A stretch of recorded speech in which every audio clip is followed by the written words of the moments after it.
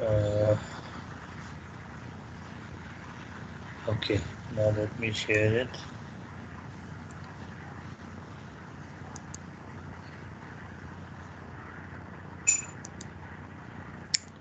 Okay, you can see the PPT on your screen. Yes, sir. Yes, sir. Okay, very good. This is the Bismillahir Rahmanir Rahim. Children, we will start now. It's already 4 minutes past 9, and the remaining students, whoever will have the opportunity, they will join by clicking on the link, inshallah. Uh, okay.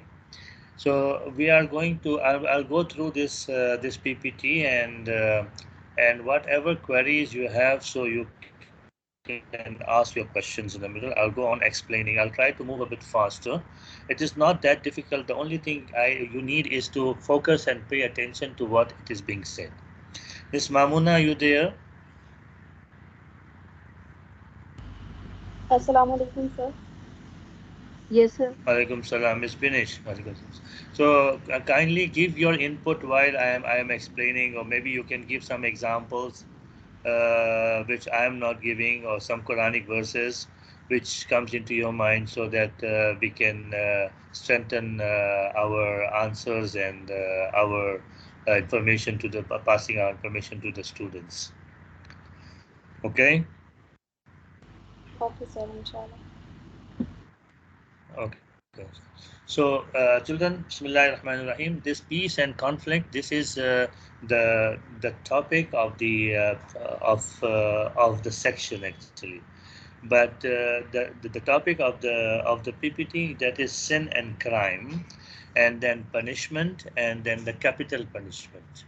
Right. So there are three topics together in one PPT because it is related to one another.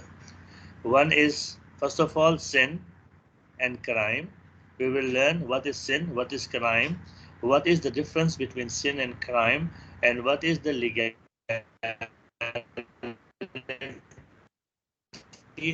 and what is the understanding and the difference between the sin and crime. Okay, children, are you understanding what I'm saying? Yes, sir. Yes, sir. Children, you need to answer. You need to answer, right? And then we will look into the punishment. What punishments are there, right? And why the punishments should be given. This is another part of the PPT, and at the end we will see the capital punishment. The capital punishment is the punishment which is given by the government, right? Which is given by the government. I mean, no individual cannot give the punishment, right? Where there is a sin, there individual can punish the other. For example, parents can punish the children, teacher can punish the students, coach can punish the players, right? Depend. But in the capital punishment, there is no an individual punishing another individual. The punishment is given through the court, and it is given by the government, by the governing authorities. Okay, fine. Understood this? Thank you. Yes, sir. Okay, fine. So let us check the first slide. What do you think? What is sin and what is crime, children? Can anyone define what is sin and what is crime?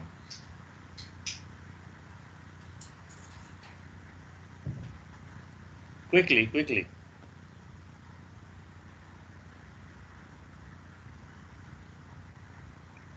No one? Hello? Sir, sin is like uh, bad deeds that are religiously Whoever, prohibited. whoever, whoever, whoever is answering should say the name so that I should know Safia. that who's speaking. Sir, this is Safia. Yes, Safia Beta. Yes, Sin Safia is Beta. something that is prohibited in a religion, acts or deeds that are prohibited religiously, specifically in Islam, and crimes are moral evils, moral bad deeds. And crimes are set by the country instead of like rules of the religion. Okay, fine. Uh, the definition of sin is fine. The definition of crime, it is a bit. I mean, we have to look into it. Sin, yes, look, there are two different kinds of a sin cannot be a crime, but a crime can be a sin as well. Okay, sin cannot be crime, but crime can be a sin. But what actually sin is? It is the disobedience, doing something which is wrong, which is not permitted, which is prohibited, right? So that is called a sin by Allah subhanahu wa ta'ala. It is prohibited by Allah subhanahu wa ta'ala. It is prohibited by the Prophet Muhammad sallallahu alaihi wasallam. So that act which is violated, that is called a sin. For example, uh, if you do not offer your salah, that's called a sin. If you do not fast in the month of Ramadan, that is a sin.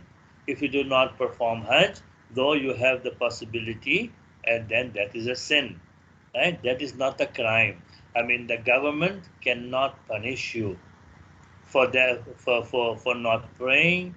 The government cannot punish you for not fasting. Government cannot punish you for not performing the Hajj, right? It is understood, children. Yes, sir. Yes, Yes, but sir.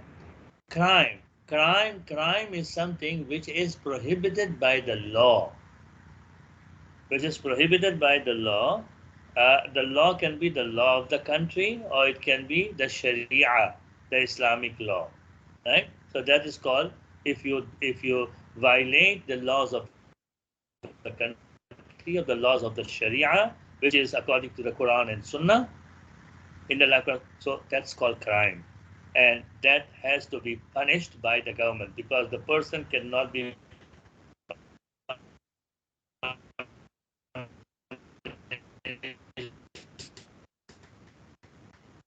punished by that the court judges it, and then he gives the punishment to the violator. So that is what we call the crime, the punishment for the crime, which is the violation of the law. Okay, fine, understood, children. Yes, sir. Yes, sir. So we see here sin and crime. Sin and crime are two different yet very similar things. Sin is an action that is prohibited by our Lord. Crime is an action that is prohibited by law. Often a wrong action is both a crime and sin. Both that is not necessarily true for every case. Crime that are not considered sin are usually due to unjust law. You see? Okay, fine. Understood this? Yes, sir. Yes, Yes. sir. Yes. To us Muslims, law that do not match with the Sharia law and do not take into the account every detail are unjust laws. That means that if you are dealing with something, if you're trying to rule over something, and you do not look into details of minute details of the crime or of the scene or of whatever it happened, and then you give the ruling, that will be known as the unjust law, because you will not look into each and every minute detail.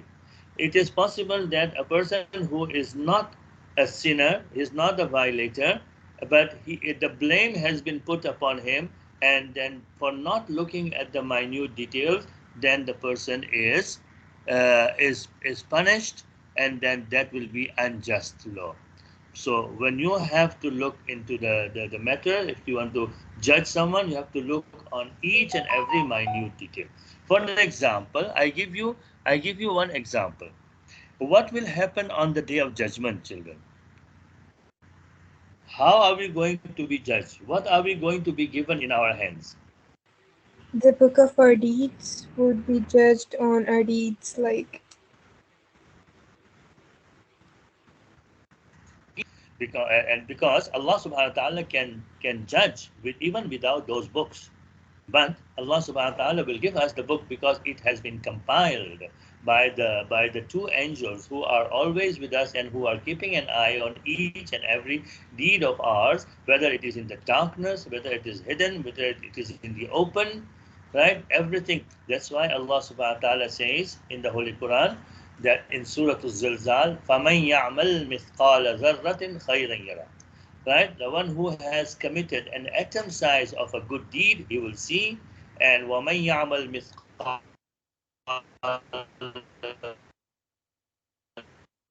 ذَرَّةٍ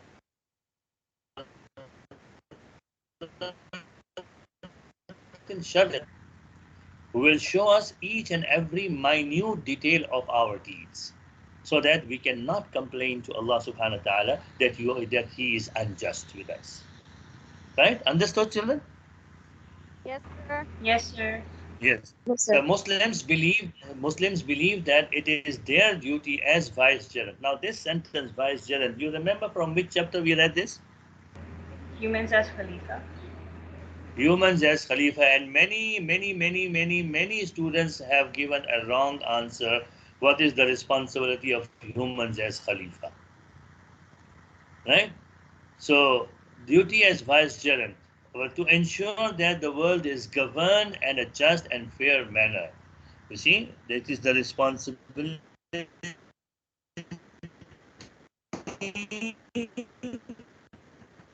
of be justice. There should be no injustice. Injustice should not prevail on earth. That everyone should be judged accordingly, right? And because if you do justice, then there is peace on earth.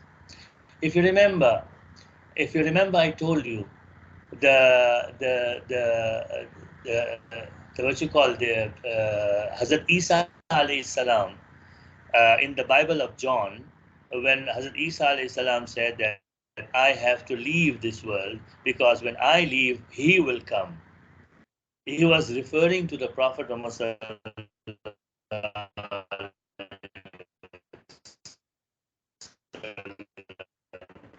If I do not leave, He will establish peace and justice on earth. You see, what is He saying? Establish what? Peace and justice. Peace. And He will speak in the name of His Lord. He will speak in the name of His Lord. Then God will put His words into His mouth. That means that it will be the law of God, and that prophet will do justice, and because of justice, the peace will prevail on earth. So now this is the result, that if you do justice, then there is peace. And if you do not do justice, then there is chaos in the country. Fine, understood? Yes, Yes, sir. sir. Okay, now we go to the next slide. Believe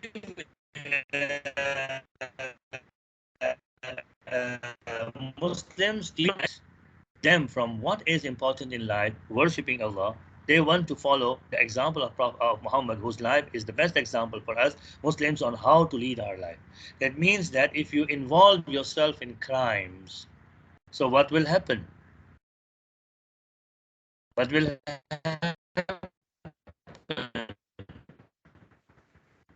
You'll be distracted from the straight path.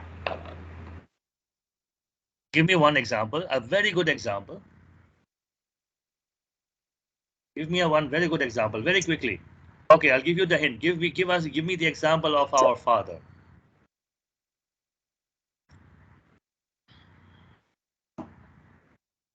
Sir, Quickly. disrespect Example of of our parents. no. The example of our father. Prophet Example Adam, of father and our Sir, he yes, very followed the good, he followed very good. the voice of Shaitan and he ate the fruit even though Allah subhanahu wa Yes. ta'ala forbade him. See, so that's why we say believe that being involved in crime distracts from the what is important in life. That is worshiping Allah. That is obedience of Allah. That is a call worshipping to Allah. And what Shaitan did, he distracted Adam alayhi salam, and Adam committed a crime because it was not a sin. It was a sin, but it was a crime also because he violated the laws of Allah subhanahu wa ta'ala and approached that tree and tasted the fruit, and the punishment was that he was sent to the earth. He was thrown out of the Jannah. You see the example? Yes, sir. Yeah, they want to now the thing that we need to follow Prophet Muhammad sallallahu alaihi wasallam, where whole of his life he led us by with the best example. His life is the best example, as the Quran says that indeed in the Messenger of Allah you have got the best example. Right? So the Prophet sallallahu alaihi wasallam showed us that how a Muslim should lead his life. Right? We believe our actions will help determine our afterlife. as we all will be judged in the name of justness. It means that we are going to be judged on what we do in this world. What we, you know, uh, there is a proverb. Correct me if I am wrong. What you sow shall you reap. Isn't it like that? Yes, sir. Yes. So what you sow shall you reap. That means what you do, you will be rewarded according to. Rewarded or punished. So our deeds in this life, following the commands of Allah, following the justice, standing on justice, avoiding the crimes and sins will determine our life as well as will be judged in the name of justice. So Allah will be justice. Allah will do justice. Allah will not be unjust with anyone, right? And tackling the causes of crime may prevent others from getting into situation. It means that if you do justice, it establishes peace in the society. Because when you do justice, that serves an example for the other that if I will commit this crime, then I will be punished. And if I commit a sin, and if the father punishes one son or one child in the house for committing sin, for leaving the prayer, for not fasting, then the other children will have the example that if we will miss the prayers, then father will punish us, mother will punish us. And if we commit crime against the law, against the book of against the Sharia, then Allah is going to punish. So the others will learn the lesson, so they will refrain from committing crime. And when they refrain from committing crime, and when the child refrains from committing sins, so then there is peace in the house and there is peace in the society as well. Fine, understood this? Sir. Yes, Yes, they sir. Yes, sir. thought they are taught that all humans were created by Allah as equal and therefore deserve equal treatment. Deserve equal treatment means there should be no No Injustice. discrimination. there Unjustness. should there should be no discrimination, there should be no partiality. Everyone should be treated equally. You remember there is one hadith of the Holy Prophet Muhammad where the Prophet Muhammad I will tell you this hadith later on. I'll tell this hadith later on in the coming slides. Part of the hadith I will tell you now, where the Prophet said, "By God, if my daughter Fatima would have committed this crime, Muhammad," it means that there should be no discrimination. There should be equal treatment with everyone, whether it is your own person, your own member, or member of society, it is known or it is unknown, friend or not friend. When the matter of justice comes, has to be ruled and should be tackled according to the law, according to the Quran and Sunnah. Then there would be peace in the society. Otherwise, there will be no peace.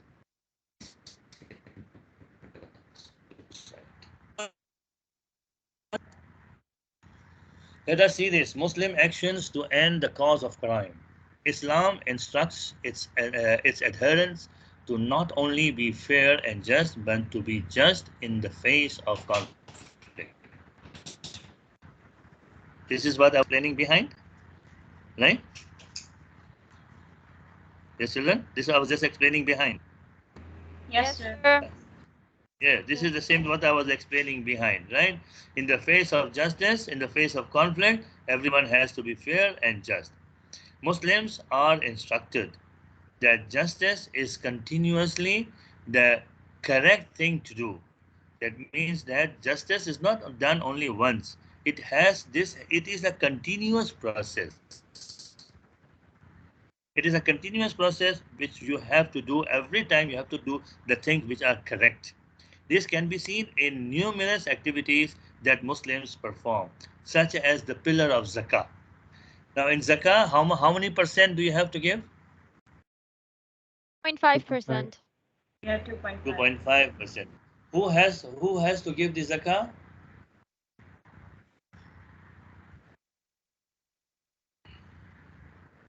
Who has to pay the zakah?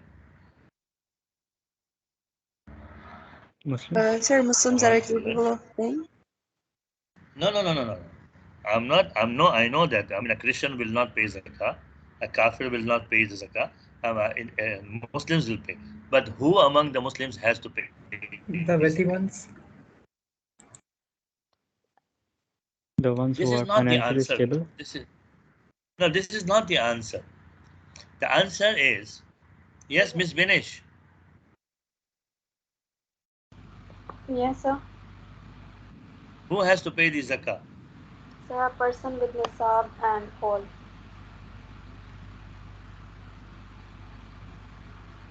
The one? A person with nisab and whole. The person who has a wealth. Nisab. Yes, sir. See, the person, yes, the person who has reached the nisab. Nisab is the calculation that how much money you should have. A person may not be rich, a person may not be wealthy, but he has got enough amount of money, which according to the nisab, he can buy 85 or 87 grams of gold, which is in excess of his necessities. So this kind of a person will not be rich, right? But he has to pay the zakah. Understood, children? Yes, sir. So now this 2.5% which he has to pay, it is a compulsion. It has been given the verse in the Holy Quran that khuz min amwalihim sadaqat. Take from them a charity, referring to the zakah, because zakah is also mentioned as charity. So take it from them.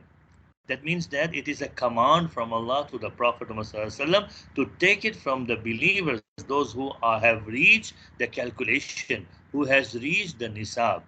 Now, if you do not pay the zakah, is that a sin or is that a crime? It's a sin. So It's a it's a sin. But that means that you cannot go to war against them, right? You cannot go to war against them, right? Yes, children. Answer. Don't worry if your answer is wrong or if it's right, if it's wrong, no problem. If you say it is a sin, then you cannot go to war against them, right? No, sir, no war. No war. But then why did Sayyidina Abu Bakr Siddiq went to war against those who did not pay the zakah? Good question. Right? It means that not paying zakah, which is the compulsion by Allah subhanahu wa ta'ala, because salah and fasting, it is your own responsibility. But when you give the zakah, that money of zakah, it's no more yours, the 2.5. It belongs to the poor and needy. There are people who who who uh, who deserves this money, and it should reach them. And when you are not paying, you are actually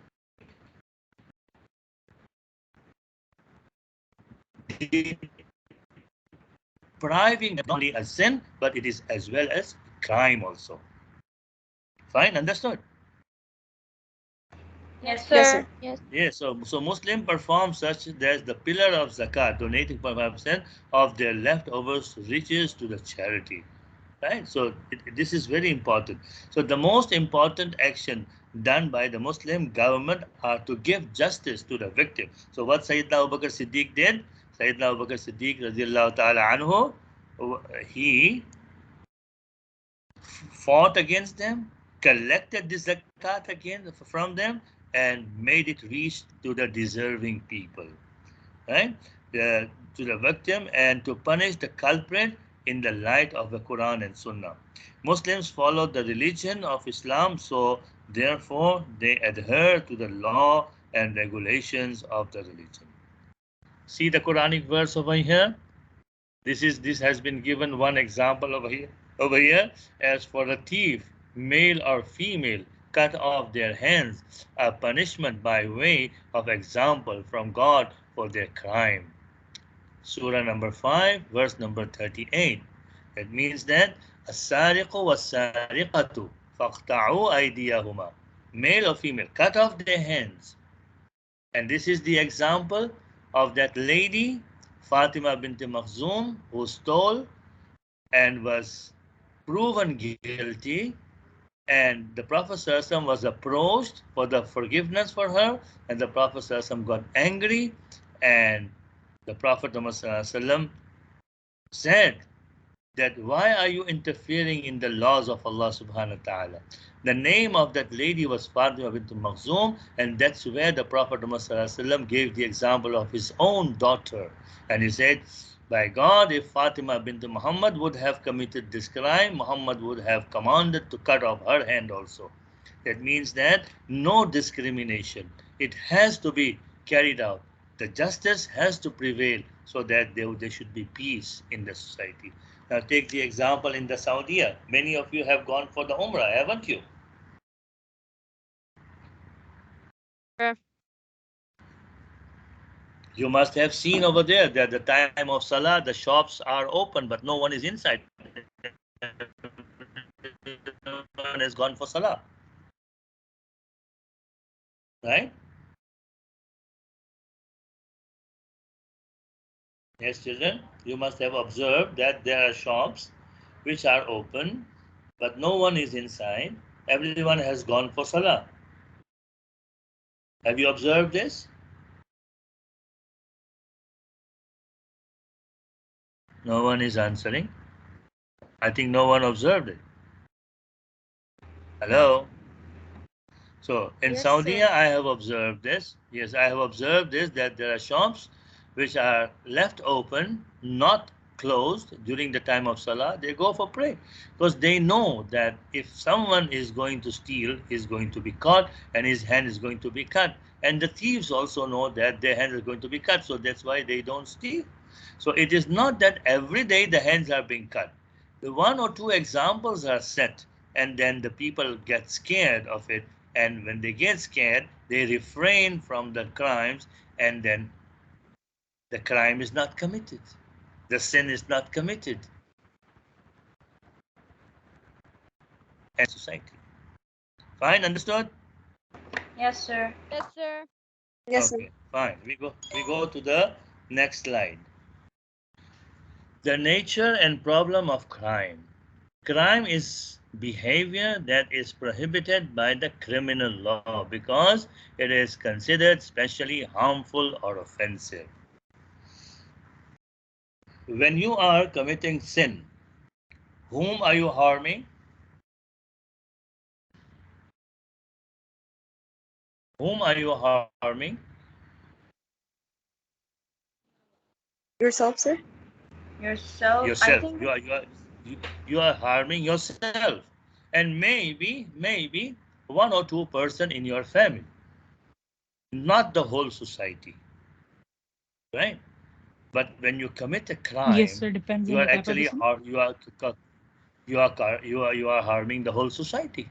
You are being offensive, right?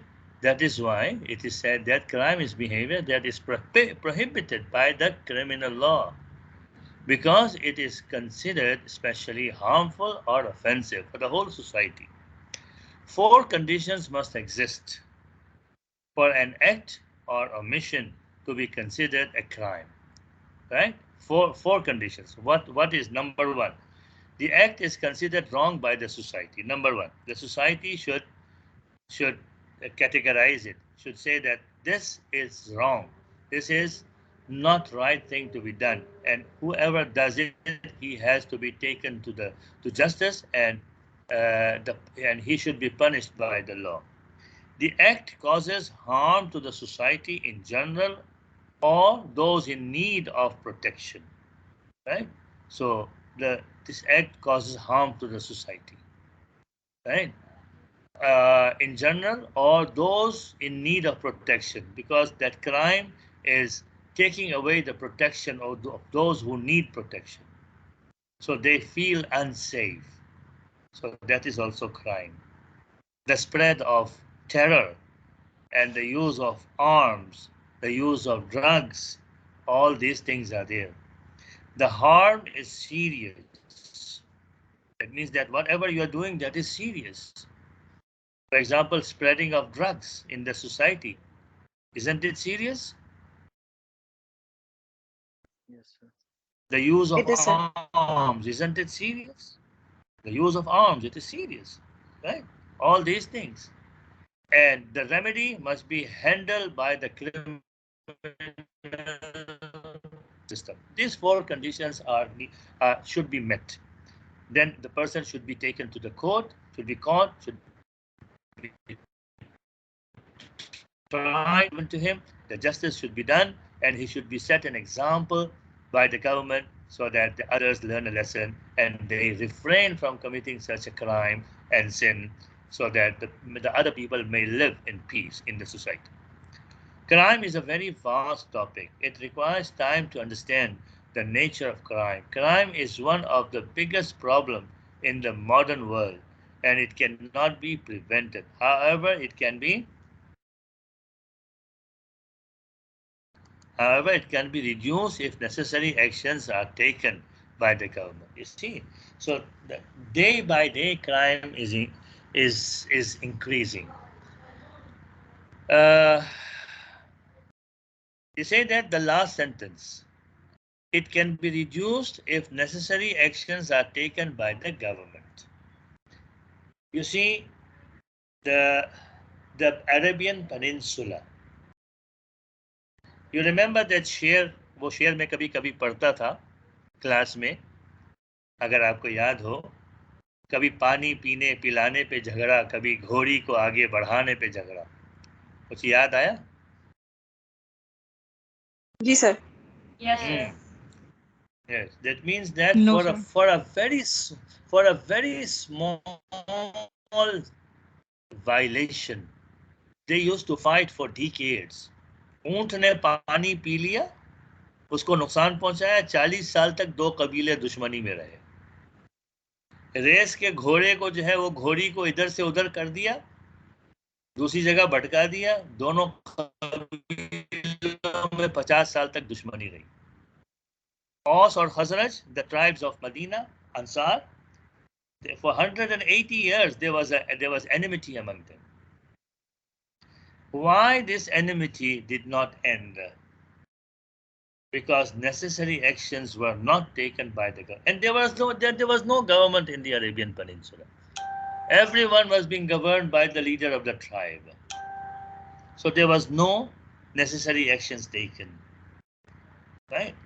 But when the Prophet Muhammad came, when the Quran was revealed, and everyone was brought under the laws of Sharia, and the Prophet Muhammad started ruling according to the Sharia, then, with the exception of few sins,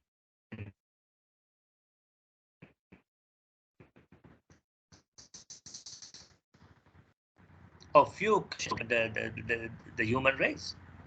So few got, but the necessary actions were taken by the Prophet, by the caliphs. So there was peace and justice hero in the time of the Prophet and the time of the Caliphate. Right? Okay, understood? Yes, sir. Yes, sir.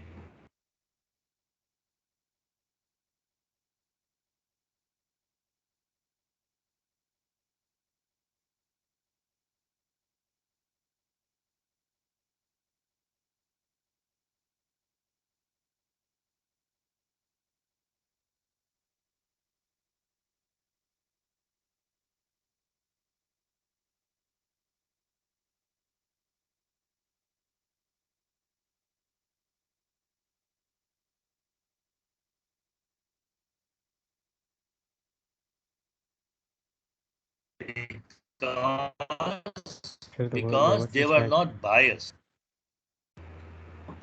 There was no discrimination. Right? But what happened Sir? after that? Sir, could you Sir, can you repeat your point? आपकी आवाज बहुत Yeah, lag हो you. रही थी. Your audio is lagging. Yes.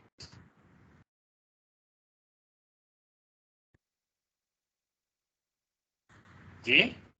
You are lagging, sir. We can't hear you clearly. Sir अभी वाला जो point है वो रिपीट कर दें, समझ नहीं आया.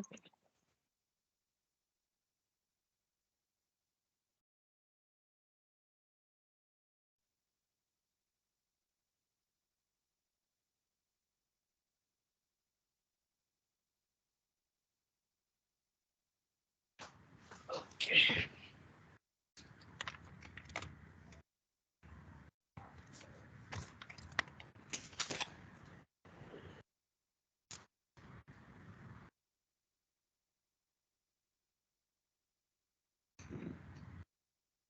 Okay, now it's fine. You can hear? Is it just me who can't hear anything?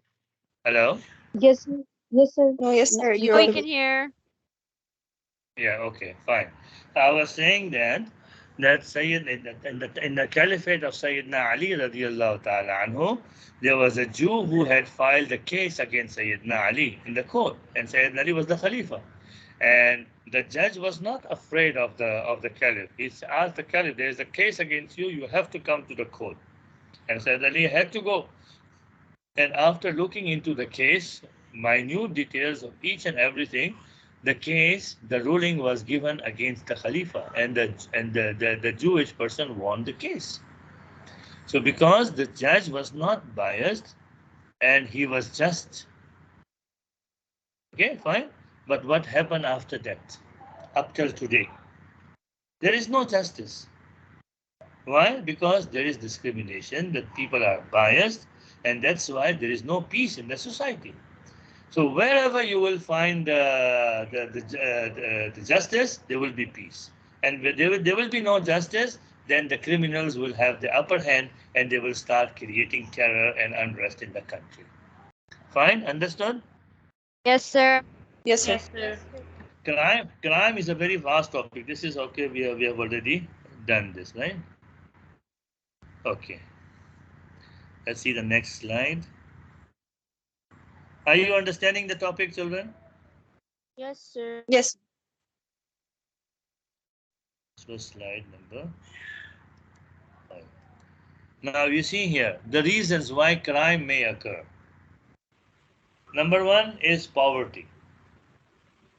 Poverty means that when you do not have enough necessities.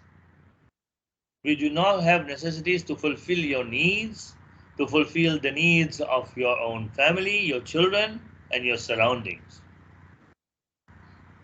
And there are people who are very rich and they have got more than enough, and they are not helping out the poor, they're not reaching out to the poor, and there are two different classes exist in the society, the rich and the poor. So that poverty, when they see the rich people having everything, enjoying life, and they themselves being deprived from different things, from different necessities, and their children dying of hunger in front of their eyes, so this may lead them towards committing the crimes. Some people committing crimes to survive. So this is one of the reasons. Agree to this? Yes, Yes, sir. sir. Yes, sir. Yes, sir. Yes, sir. Racism, discriminating against people because of their nationality, accent, or the color of their skin. Racism, racism has contributed unrest to many people and thus has mostly led to crime being committed. Now, discrimination. I will give you the example.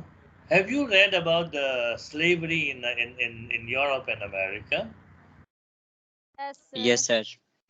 Yes, sir. And there is one word which is known as apartheid. Anyone knows what apartheid is?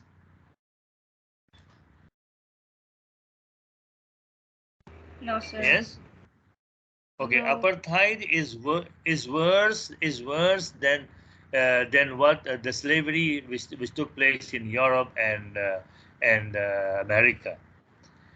Apartheid took place in South Africa.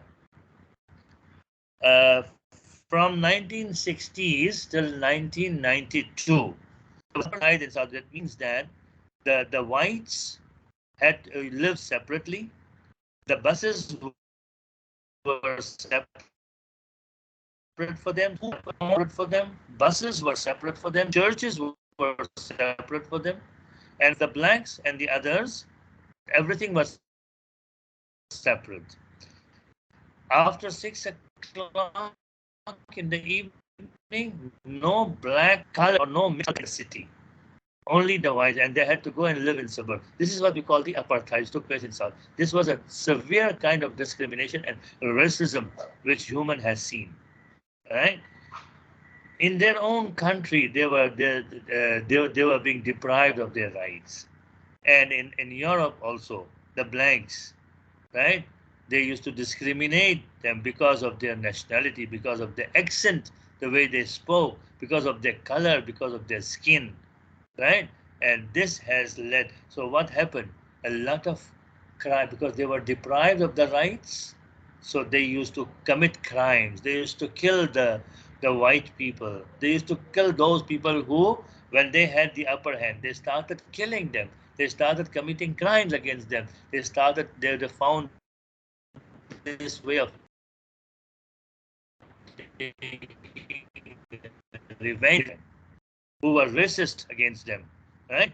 So they took the revenge. So what happened? This revenge actually created the crime scene in the country, on the land, right?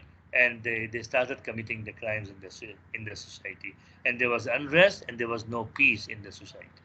Even today, you go to different parts of the world, even America, which is the known as the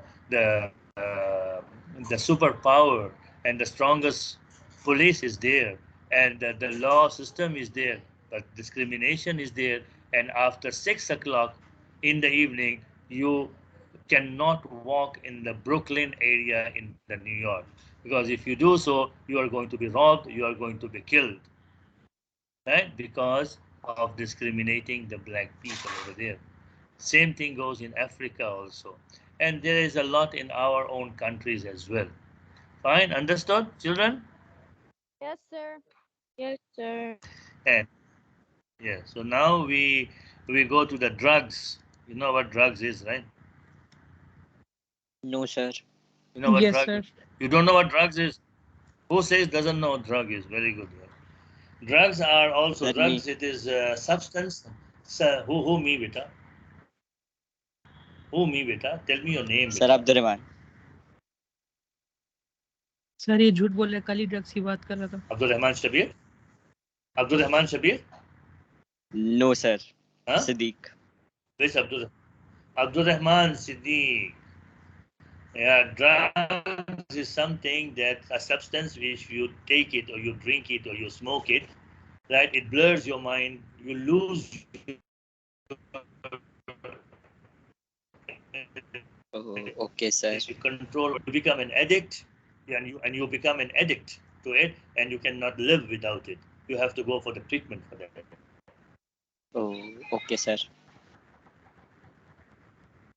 Right? Biggest contributors to crime, because when you take drugs, in the beginning, it will not harm you that much.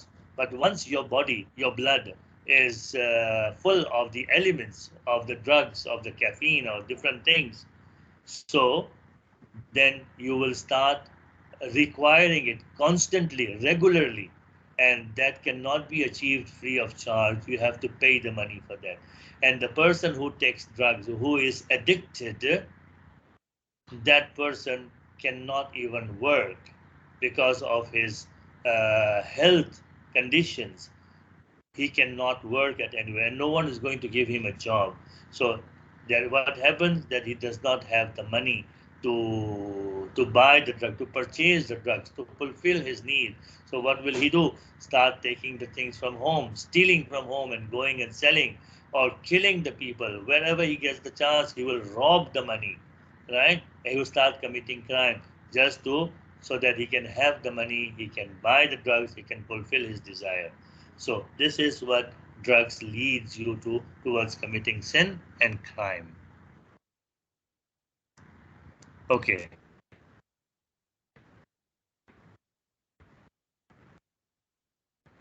Now I'll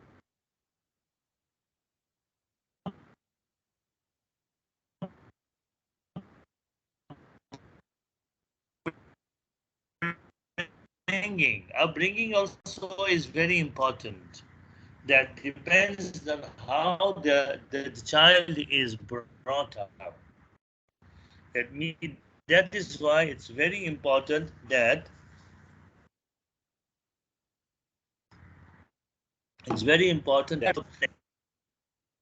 is good and what is evil, what is right and what is wrong, and they themselves they follow it. So then the child he sees the parents in the house, the atmosphere in the house, and then he learns and he grows up in it, and they build his good character, right? And make him a good citizen of the society.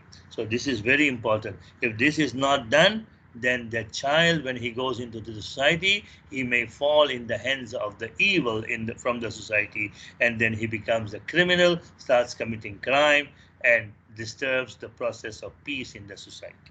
So this is very important. I always say that if you want to see how the parents are, what character do parents have, you should look at the children. And if you want to know how the child is, you have to look at the parents, how the parents are, so you will understand the condition of the child, and you will understand the condition and the behavior of the parents as well. Fine, okay, understood, children? Yes, sir. Low self-esteem. This point is strongly related to the point of racism, as racism is discriminating another person because of their color or race. It can cause low self-esteem if someone has a lack of understanding of their worth. It may make them turn to crime to make them feel better.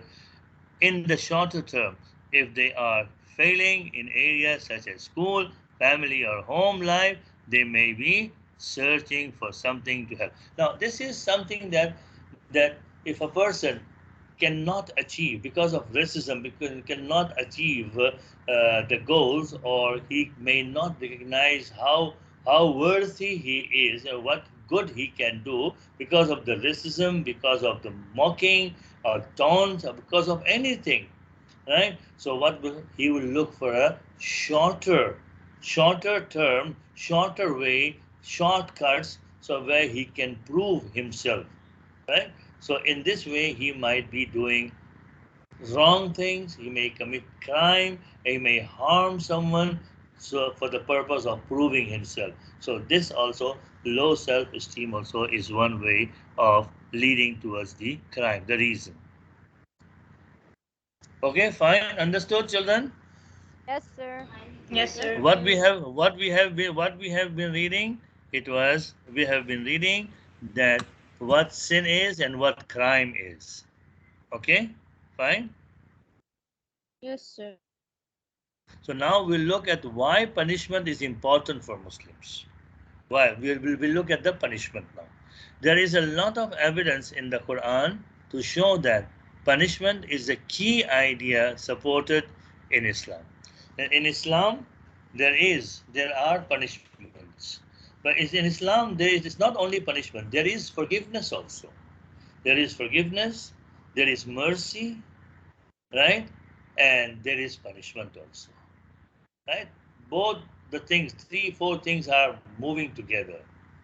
We take the example of the Prophet Muhammad sallallahu alaihi wasallam, right? What happened when the Prophet sallallahu alaihi wasallam conquered Makkah? What did the Prophet sallallahu alaihi wasallam do with the people of Makkah? Yes? Yes, children. What did the Prophet ﷺ do with the people of Makkah after he conquered Makkah? Sir, he forgave them. He forgave them. Why did he forgive them? They had committed such a crime that they forced them to leave the country, their homeland, killed many people, tortured them, right? So why did the Prophet ﷺ forgive them? Huh? Prophet ﷺ could have punished them, but he did not punish. He forgave them. Why? What is the reason behind? He was giving them an opportunity to make their wrongs right, like giving them some time. To change their behavior. Yeah. Look, children, try to understand one thing. The Prophet had started a new religion, right? And he started preaching new religion. Okay, fine? Yes, children. Are you with me? Sir. Yes. Start preaching new religion. So now it is obvious, it is natural they are going to create the hurdles and they're going to punish because they found it that this is a threat for their superiority. So they would create the hurdles. They would do the. It is natural that this will happen, right? So that's why when the Prophet ﷺ left Makkah and then when he came back after 8 years, he did not punish them. Rather, he forgave them. And what was the result of their forgiveness? They accepted What was the Islam. result? Islam. They accepted Islam. They accepted Islam. So what do you think? Was it better that the Prophet ﷺ punished them, or it was better that the Prophet ﷺ forgive them? Forgave them. Was the better option. Okay. The Prophet ﷺ forgave them, and Islam benefited with the 95% of people accepting Islam. Now let us come to the what you call to that lady who stole, and the Prophet ﷺ ordered to cut off her hands. The Prophet ﷺ did not forgive her, right? Yes, sir. Why? Why the Prophet did not forgive her?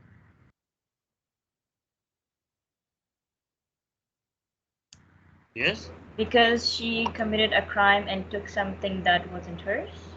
Something along those lines.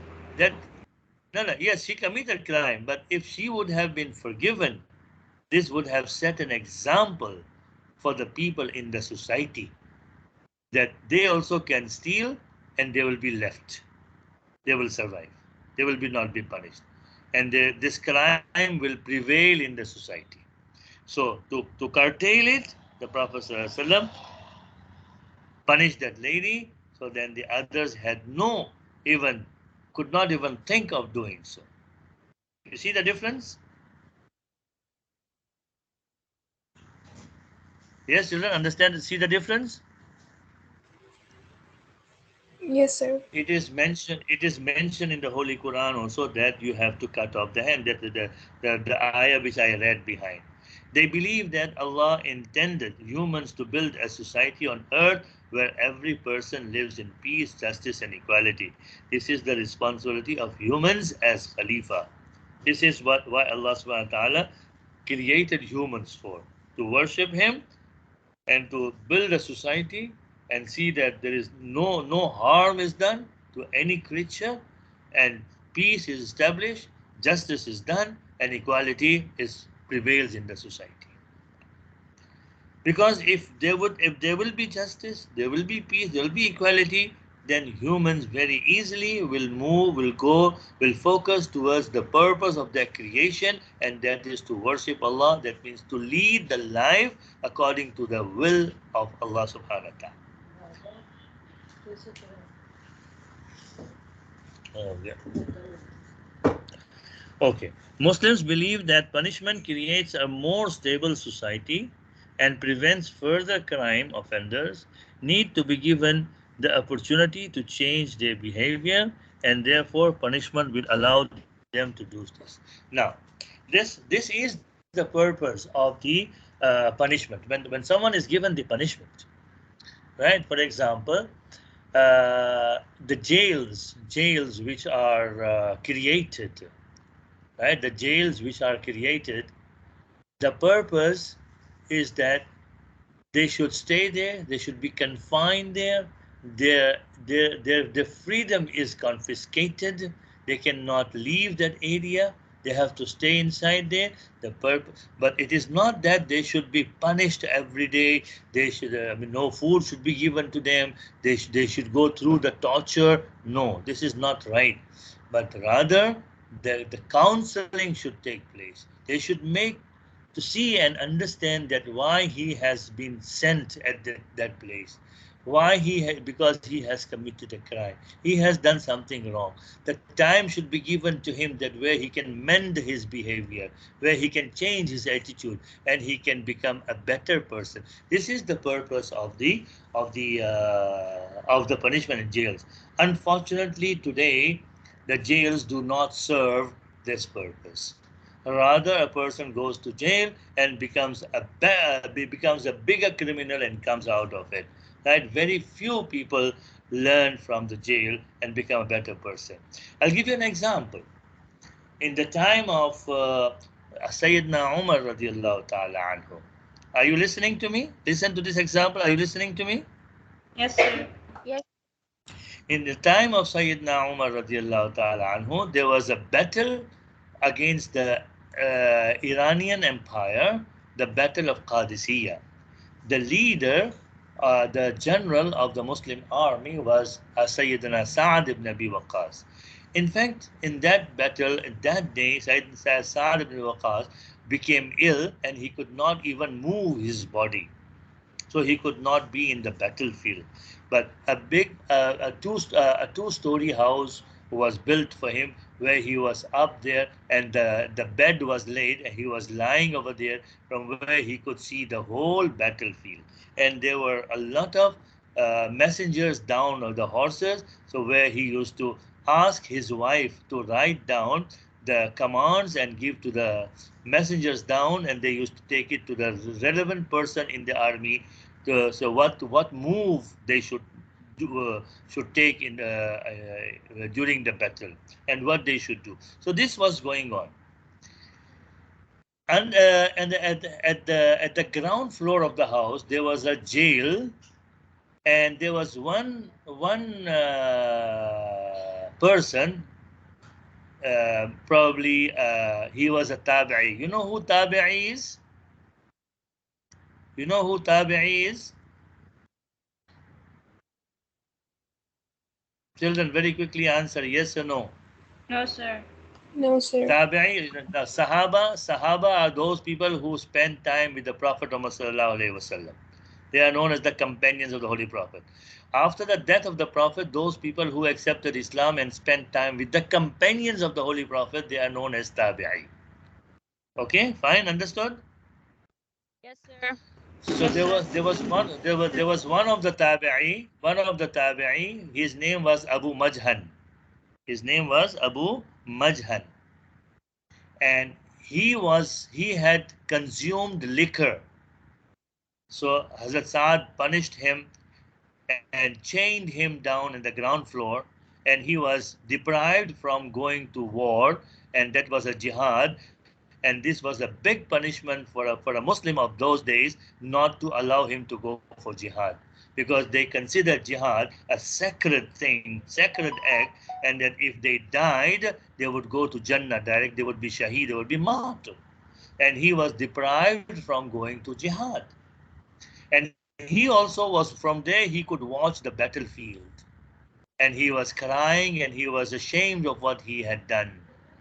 So Hazrat Saad's wife used to go down to give him food. So he begged from the wife. He said, please let me go. I promise that I will go and do the jihad, and before the evening I will come back and put on the chains again and be here. I will not run away, but do not deprive. He begged so much that she felt pity, and she freed Abu Majhan. And Abu Majhan took the sword of Hazrat Saad, took the horse of Hazrat Saad, and he went to the battlefield. Now Hazrat Saad was up there and he was looking. Suddenly he saw Abu Majhan. He said, this person looks like Abu Majhan. But Abu Majhan cannot be in the battlefield because he is punished down there. And that horse that this rider is riding, that seems to be my horse, seems to be my sword. How come it is not possible? My horse is down, my sword is there, my Abu Majhan is chained. So how can he be in the battlefield? At the end of the day, he came back, he chained himself, and then Saad went there and asked him with his wife. He said, were you in the battlefield? He said, yes. His wife said that he begged so much that I freed him on the promise that he will come back. So Hazrat Saad, and he seeked forgiveness from Hazrat Saad that forgive me, I will not consume liquor again. So you see that the punishment over here, the jail, was not the purpose to make him a bigger criminal, but rather to make him realize of his sin and of his crime. And he did realize and he seek forgiveness and he never consumed liquor again. So you understand what jails are for, children? What the punishments Yes. are for? Yes, but unfortunately in our countries and different parts, this does not happen today. Rather, they become a bigger criminal. It is because of the lack of counseling and the system in the society. Muslims appear to follow some principles of situation ethics and will take into account the reason behind the crime, such as being forced. Right? So we go to the next slide. We have done this.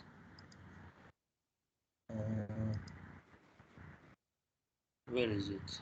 Which slide we were doing it? No, this we have done this, we have done this, done this.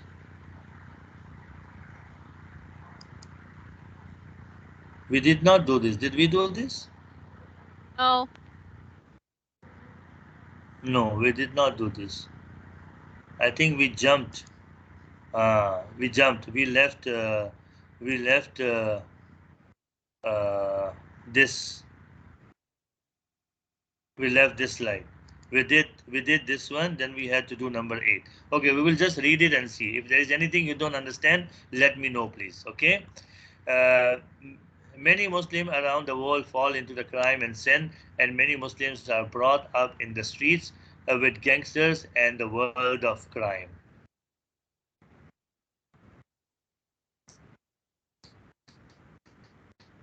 Are in and try to bring them into their normal life.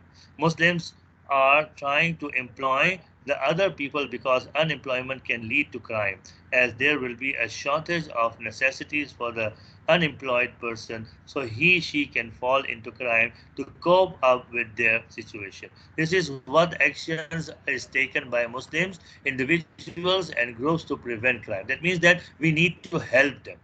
We cannot say that he is a criminal, but he has already served the punishment. So he should not he should be given a chance, because if we do not give him a chance, then he will try to commit the crime again.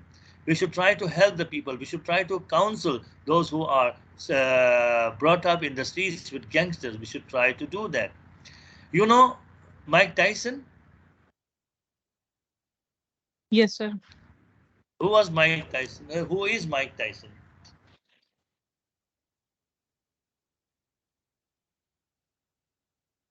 Who is Mike Tyson, children? Sorry? Boxer. A boxer. Very good. Yes. And he was sent to jail because of his biting of the ear of Holyfield during the bout. And he was in the jail when the Muslim scholars and Muslim uh, those who used to preach, the preachers, they go to jail in America and they preach to the people, they counsel them. So during this visits, Tyson was met and he was counseled and he was preached. The message of Islam was given to him and he accepted Islam. Mike Tyson, before becoming a boxer, he was known as the gangster of the street in America. in his town, right? And then he became a boxer. But look, after he became a Muslim, he became a very good Muslim, and he left the crime. So this is what the Muslims try to do. Other Muslims help them to come out of the misery that they are in. I mean, with the problems they are, Muslims try to help them. It can be through sadaqah, it can be through zakat, it can be by helping them with the humanitarian needs or giving them a job where they can work and they can earn the bread for themselves and for their family. This is what Muslims are doing to help in preventing the crime. Then we see here Muslim attitude towards punishment. Muslims believe that injustice and therefore believe that criminals should be treated justly and be given the chance to reform. That means that they should be given time to think, chance to think and to mend their ways and to become a good Muslim, a good human, a good citizen again. One of the five pillars of Islam is zakah. Zakah, which requires all Muslims to give away a percentage of their wealth to help the poor, to ensure a level of justice and equality. This principle should be applied to the treatment of criminals. That means that zakah is the money which is for the poor and needy. And if you find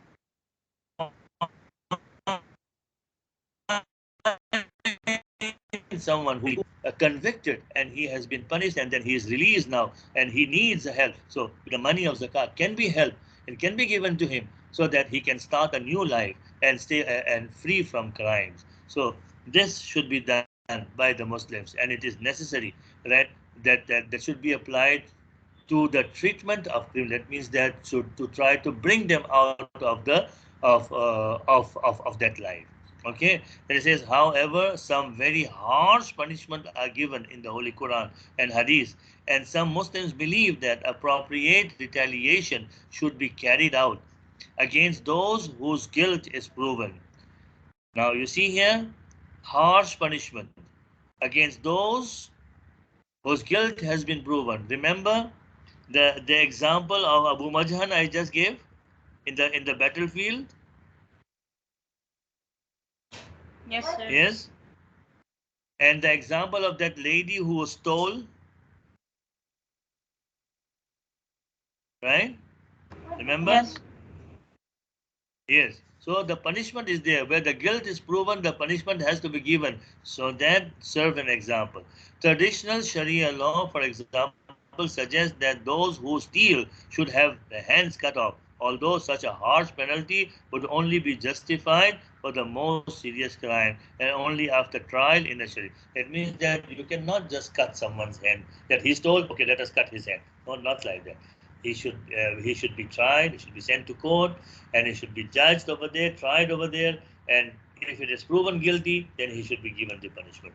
What it says over here, the Quranic verse says, stand out firmly for justice as witness to God, even as against yourselves or your parents or your kin, and whether it would be against the rich or poor.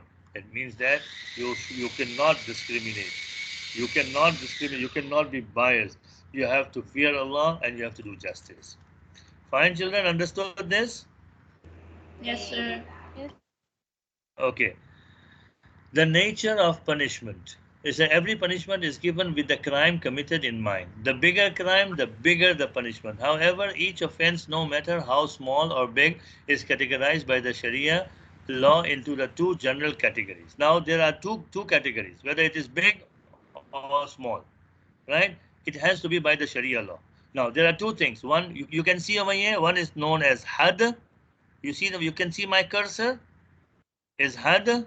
Okay, see here, I have highlighted, and there's another one. This is called ta'zir. Okay, fine. You have seen this? Yes, sir. Yes, sir. Yes, sir. Yes. Okay, Yes, sir. yes, had is offense or serious crime. That means that if you have done a crime, you have committed a crime which needs to be punished according to the Quran and Sunnah. It's written. For example, if you have stolen, your hands to be cut, or if you have committed adultery, 100 lashes to be given to you, and if you are married, you should be stoned to death. If you consume liquor, you have to be given 80 lashes, All this is called had. Had. That means that the punishment is already there in the mention in the Quran and the Hadees. Right? Okay, fine. Understood this? Yes. Yes, sir. Yes, sir. And Tazir. Tazir are the offenses or crimes which the judge will judge it upon you and will see the intensity of the crime, which is a high intensity or low intensity. You see, he will see it according to the judgment.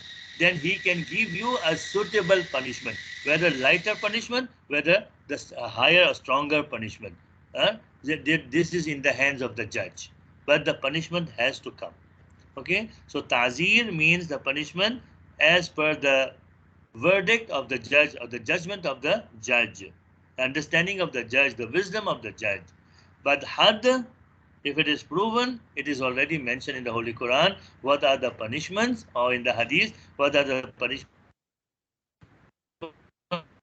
for the set crimes mentioned in the Holy Quran and the Hadith. Okay, fine, understood the difference between both? Sir. Yes? Okay, fine. Okay. He says that why punishment is important for Muslims. We have already done this slide, right? Yes, sir. We did this slide, right? Okay. This is slide number 11. We go to slide number 12. Slide number 12. Now see here, why punishment can be regarded as justice. As a Muslim, we are encouraged to forgive a person. If a crime is committed, the victim in that crime must be compensated in some ways, and the perpetrator will receive justice. All this will allow the victim to forgive person and make it easier for him. You see here, for example, uh, there is a Quranic verse. There is a Quranic verse where the Prophet Allah Subhanahu wa Taala says, Al-Aina bil-Ain. They say Al-Aina bil-Ain. They say eye for an eye, nose for a nose, ear for an ear, tooth for a tooth. And they say, Wal juruha qisas. That means that if you have killed someone, so then they can be qisas. Qisas means that either he should be killed also if it is proven, but before he is killed, Islam does not say that you should kill him immediately. You can give him a chance. That the chance is to pay the blood money. To pay the blood money. That means that that person can offer the blood money to the direct relative, if it is a father, if it is a mother, or if it is a son or brother, to anyone for whose family member has been killed, you can offer the amount diet for the blood money. If they accept it, then he will not be killed in return. He will be pardoned and he will be given the time to correct himself, to repent. But if they do not agree, then he has to be killed. So that is why Islam says that it's not that severe, it is not that cruel. There is a chance for the people in the Islamic ruling that the person can pay the blood money. For example, over here in the UAE, that if you kill someone and someone is dead by your hand, then it goes to the court and you are proven guilty by the court, then you have got the chance to pay the blood money if the people accept. And that is 200,000 dirhams that it has to be paid. Right? So this is what Islam says.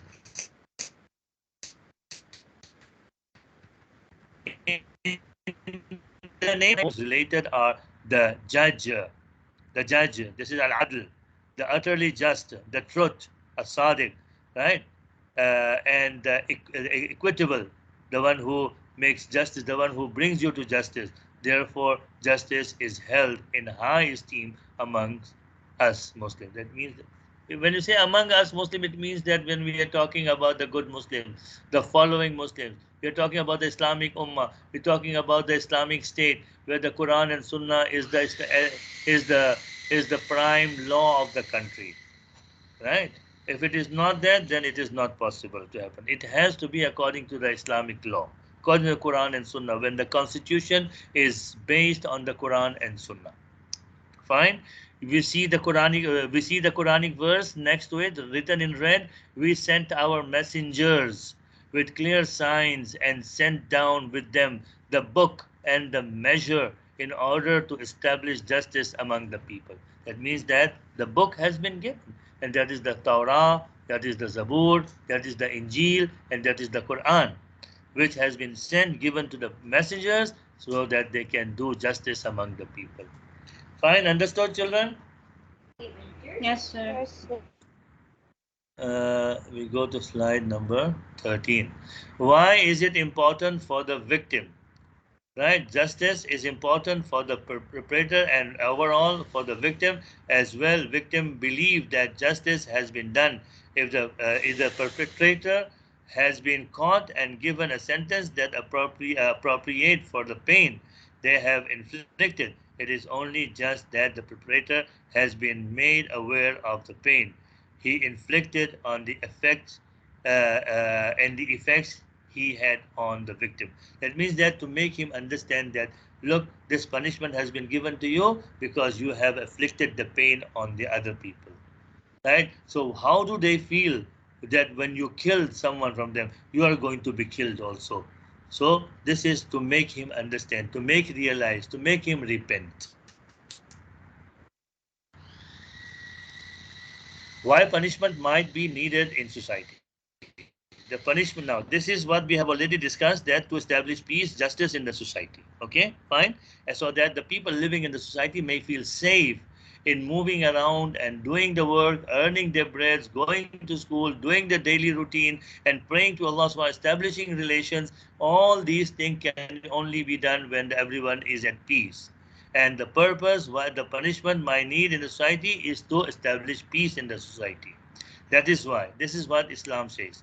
Punishment maintains law and order and protects the people living in the country.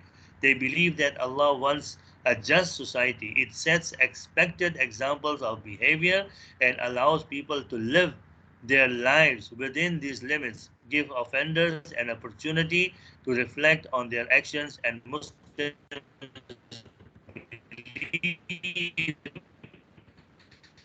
in reconciliation. And allows the victim of crime to feel safe and may deter others, make the offenders realize their impact on the lives of others. Fine, it is understood. We have discussed this earlier before also. Right? Yes, sir. Okay, now we come to the aims of punishment. Aims of punishment. Deterrence. Number one. This is the aim. 1, 2, 3, 4, 5, 6. Right? Deterrence. Punishment should put people off committing crime. That means that when you give the punishment, that means that you will put the people off committing crime. That means that people will not commit crime because of the fear. Protection, another purpose. That punishment should protect society from the criminal and the criminal from themselves. That means that a person, the society is protected. The people are protected from the because criminal goes behind bar or whatever punishment is given. So then he is punished. Then the people are safe, and the criminal himself is safe from being killed by the people. Reformation. Punishment should reform the criminal. That means that when he is put in jail, there should be a reform. There should be counseling. He should be given time to think about his crime and to change his ways, mend his ways, to change his behavior. This should and the conditions should be created for him for this. Retribution, punishment should make the criminal pay for what they have done wrong. This is the punishment. Pay. It can be paid through the punishment, or it can be paid the money, or can be given to those to whom they have committed a crime against. Right? So this is one. Then reparation. Punishment should compensate the victim of a crime. This is what it was there. That the diyat should be given. The money should be given. Vindication. The punishment makes sure that the law is respected. That means that no one should be beyond the law. But in our country, everyone is beyond the law, isn't it? Isn't it, children? Yes, sir. Yes, this is the hadith of the Holy Prophet Muhammad Sallallahu Alaihi Wasallam. Again, that lady who stole. Now I'll give you. Now I'll give you the whole hadith. I'll tell you the whole hadith. Okay, listen to it very carefully. A lady called Fatima Nazum stole. She was caught, she was tried, it was proven guilty, and the Prophet ﷺ commanded to cut off her hand. The Prophet ﷺ was approached through Osama bin Zayd to forgive her or to give a lighter punishment. The Prophet ﷺ got angry and he called the people and he said, "Why are you interfering in the laws of Allah subhanahu wa ta'ala?" Then he gave the example. He said, by God, the people, the nations before you, they were destroyed because when the poor people committed the crime, they would bring them to justice. But when the rich people committed crime, they would let them go. Then he said, by God, if my daughter Fatima bint Muhammad would have committed this crime, Muhammad would have commanded to cut off her hands. So we see that those societies are destroyed, are corrupt, where the poor people are brought to justice and the rich people are left even for their crime. And though it is known for everyone that they have committed, but they are still moving freely in the society. This is what's happening in our country. Agree?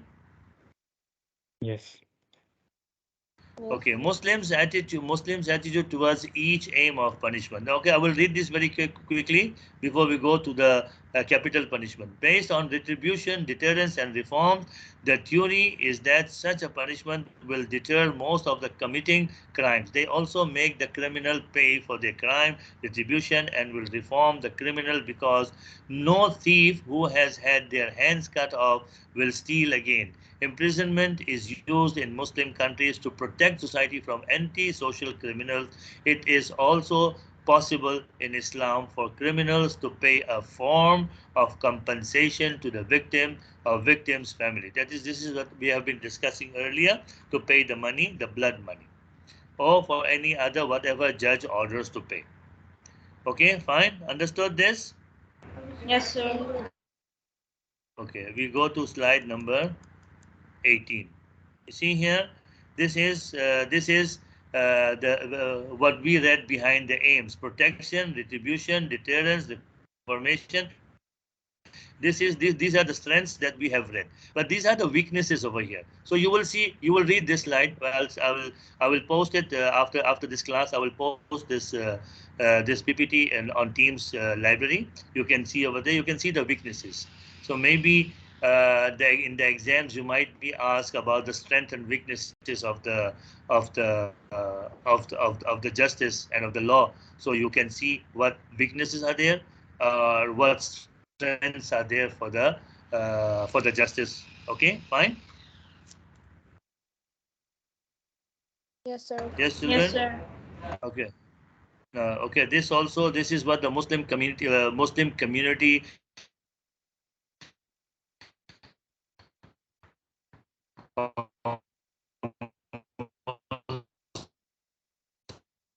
organizations, the criminals, they have been punished. So how they are helping the people and the poor people also, so that they may not go to the move towards the crime and try to fulfill their necessities. So that they can stay away from crime. This is what it says in this slide. Then Mosaic also, the same Mosaic inspiring young people from deprived communities to realize their talent and fulfill their potential through the power of positive, relatable role models. Mosaic is a large supportive community that helps the people from deprived communities. It gives them education and positivity. It also pushes them to the boundaries of success. Because if you are not going to help these people who are deprived, then they might go for crimes to fulfill their needs, right? So, but if your stomach is full, then you will not think of a crime. Would you think of a crime? No. You will not think of a crime if your stomach is full, if your necessities are being fulfilled. Unless your stomach is empty and you don't have the means to fulfill your necessities, then you will start thinking of negativity, because you don't have any other way. You have tried enough and you could not do it, so now you start thinking of evil and try to commit crime so that you can fulfill your necessity. So this organization is helping the people from keeping them away from crimes.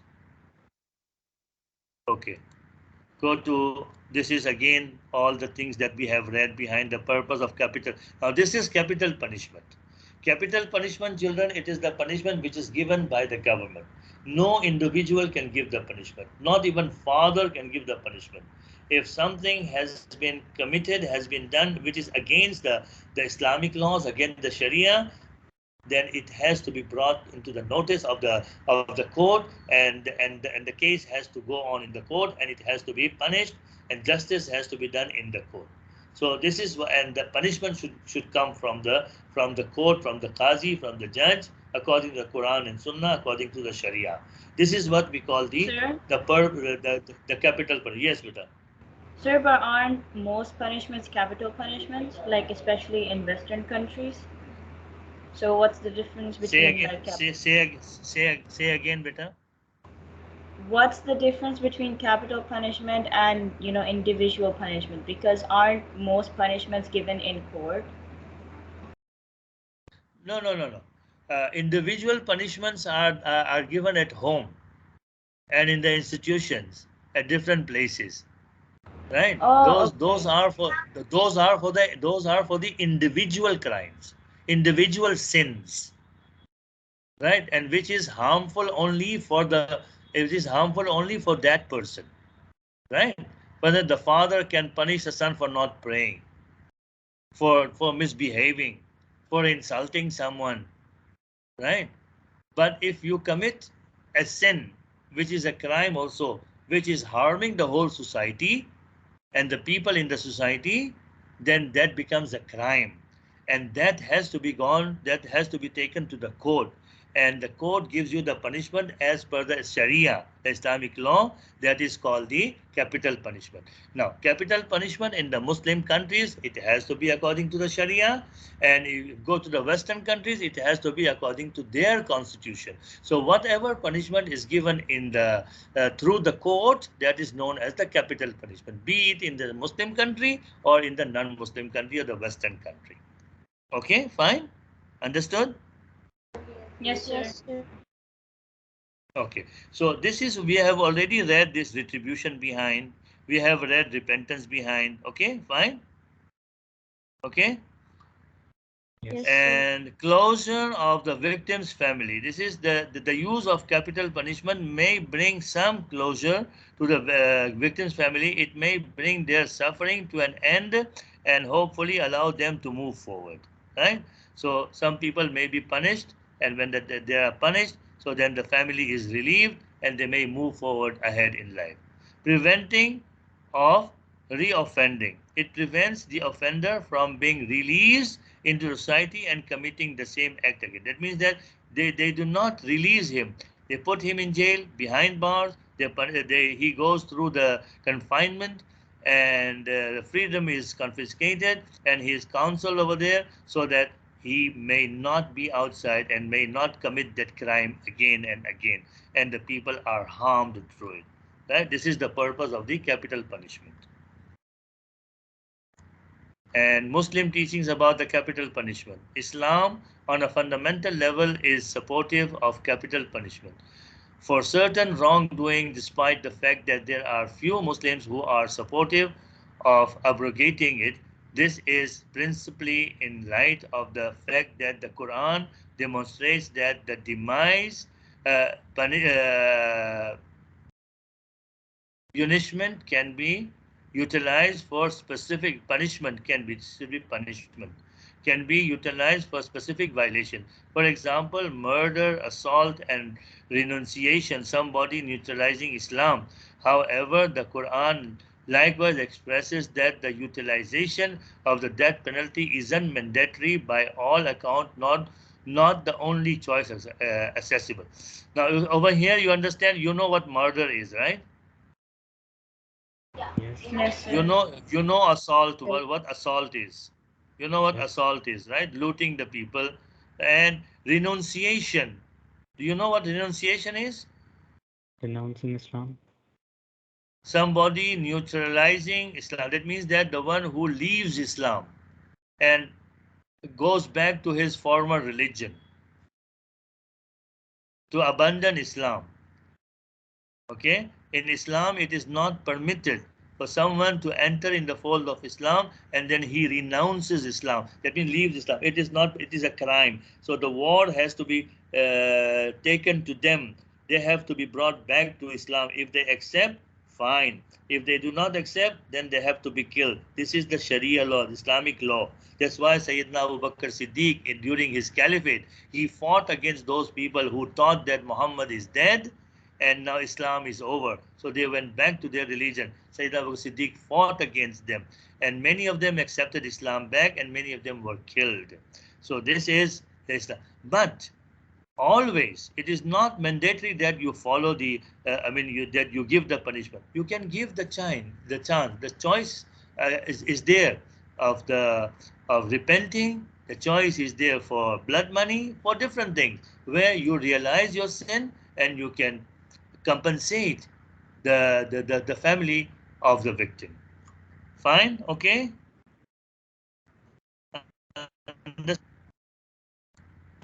Yes, sir.